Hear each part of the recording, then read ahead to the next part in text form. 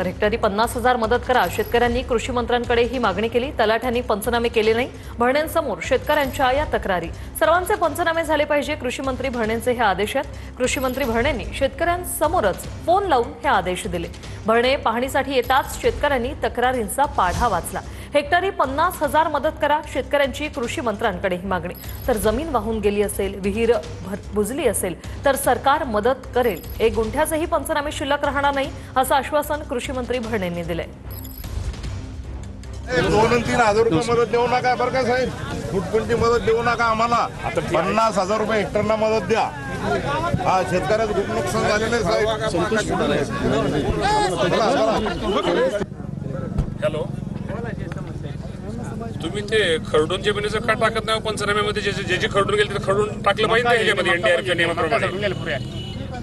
ते टाकून घ्या आणि 80% ना जे नुकसान झालं ते सगळं नुकसान घ्या. मी तुम्हाला सांगतो, मंत्री म्हणून सांगतो, तुमच्या ह्या आता जे तालुक्यात आपण आलोय तुमच्या बदनापूरला, इथं शेतकऱ्यांचा 1 गुंठ्याचा पंचनामा राहिला तर जबाबदार तुम्ही राचाल.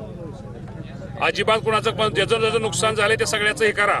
खरडून जर असेल खरडून घ्या, पशुधन वाहून गेले सगळं घ्या. कुठलाही माझा इथला शेतकरी वंचित राहणार नाही. शेतकरी खूप आज अडचणीत आहे.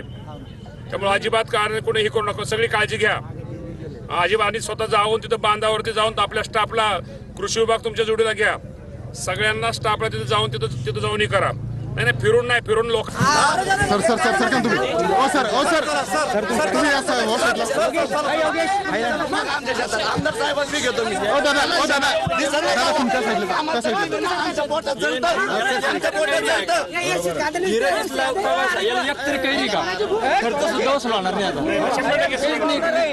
काय